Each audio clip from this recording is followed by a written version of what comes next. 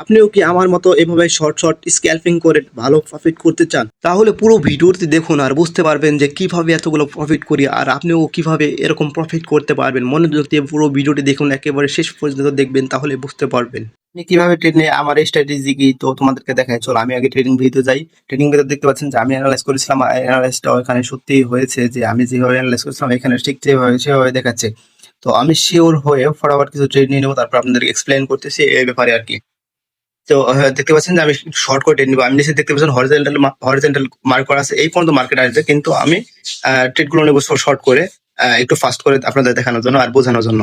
তো এখানে আমি শর্ট করে নিয়ে রিজন হচ্ছে আমি যেন দ্রুত ট্রেডিং গুলো প্রফিট হয়ে যায় আর আপনাদেরকে যেন সুন্দরভাবে বোঝাইতে পারি। তো আমি হচ্ছে একটা কথা বলবো আগে, সবার আগে একটা ঝুঁকিপূর্ণ বিষয় একটা কথা বলি, ট্রেডিং কিন্তু খুবই ঝুঁকিপূর্ণ বিজনেস ভাই। তো দয়া করে কেউ না বুঝে না শিখে ওরা ধরা ট্রেড করবেন না। আর লস করার কোনো প্রয়োজন নাই। যে কোনো একটা ভালো মেন্টর, আপনার যাকে পছন্দ আপনি তার কাছে যাবেন। আপনি কোনো ফেক বা কোনো বিশ্বাস্ত কাছে যাবেন, তার কাছে মেন্টর ধরে কিছু প্রফিট করবেন, তাহলে পারবেন। আর শেখার চেষ্টা করেন। আপনি কি ভাবছেন যে 2 দিন হয়েছে আপনি ফরেক্স মার্কেটে আসছেন আর ভালো প্রফিট করতে পারবেন? এটা কখনোই না। তো আপনি হচ্ছে যে কোনো একটা ভালো মেন্টরের কাছে যান। তো মেন্টর খোঁজার সময়ও কিন্তু ভাই সতর্ক থাকবেন, কোনো ফেক মেন্টরের কাছে যাবেন না। তো যাই হোক, আর কথা না বাড়াই, তো আমি বলি। তো আমি এই মার্কেটটা সেটআপে এর জন্য অনেকক্ষণ ধরে বসেছিলাম, প্রায় আধা ঘন্টা ধরে। আর আমি অনেকগুলো স্ক্যালপিং করে ট্রেড নেই, তারপরেও এটা সমস্যা না।